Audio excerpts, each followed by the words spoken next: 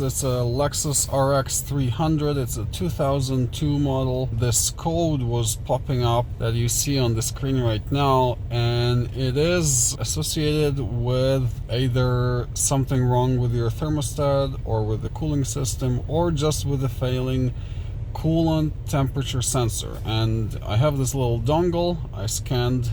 It's like a cheap knockoff scanner. I scanned it, and the error is not right now on. I just started it. I thought it will be on, but it's not on. So it probably went away, but it's coming and going. So that coolant temperature sensor is failing, and sometimes it just showing these errors. It's most likely the sensor. It's probably 20 years old. It's just failing, most likely, because the issue is intermittent. It says like the temperature is too low, but when I check my gauge here, it's okay, and the vehicle doesn't overheat. But it was started to run bad on a few occasions, because that sensor tells the engine what mixture the engine should use based on the temperature of the sensor. So if the sensor is reading wrong temperature, it will give the engine the wrong mixture, and then your engine will not run right because it thinks it's, for example, it's cold when it's hot. I had that already on a couple of occasions here. I didn't have stalling like some people have with the bad temperature sensor, but I'm going to show you where it is on this model, on this engine, and I hope it's the correct sensor. I bought the sensor already for some time ago, but now I have time to replace it. So let's go and so I removed the beauty cover.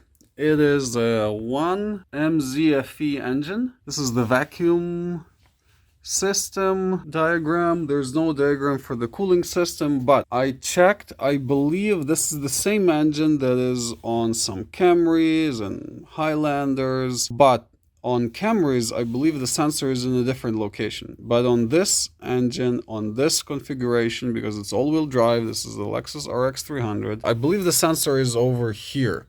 It's this guy, and it's should be very easy to access it. It does make sense, because this is the radiator. This is the hose that goes from the radiator, and it goes into here, into this part, and that's the coolant temperature sensor. So it all makes sense.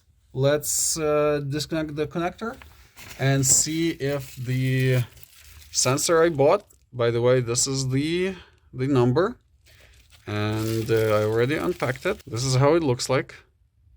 Hopefully this is the one. It does look correct. Two wires running from there, and it seems to be similar size. So let's remove that one and see if it's the same one. Also, I think there must be a gasket there, so we'll have to reuse it because I don't have a gasket. I disconnected it. I just used long, deep 13/16 socket. It's too big, but it did the job. So it's a bit too big. You would need a little smaller one, but I had this one laying around, and it's like a 3-second job, to be honest. I did make some mess, and you can see that there's a little gasket there.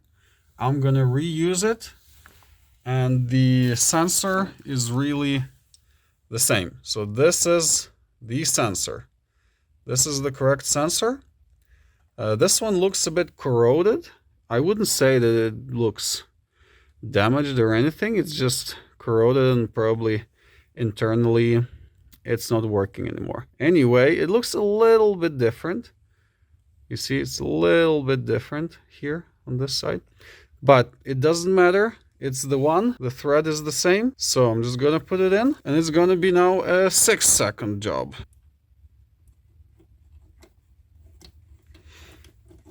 So I'm reusing the gasket. I should have probably bought another gasket, but it's just metal. Shouldn't be damaged or anything. So now I just tighten it again with this oversized socket, but it should do the trick. Okay, it's just hand tight right now, and I just looked up the spec and I found something for LS400. It doesn't matter. It says it's 14 feet-pound. I'll do that and it should be fine. It's brass, so probably the torque shouldn't be too high. Okay, I did 15 feet-pound just to be safe. I reconnected the sensor. Let's start the car, see if everything runs good and there's no leaks. If there's no leaks, we're good to go. All right, the car runs good. There seem to be no leaks. Let's monitor this, and if there are any leaks, I'll just tighten it, and that's it. So we're good to go. Thank you very much for watching, and please do subscribe. That helps my channel a lot, and see you in the next one.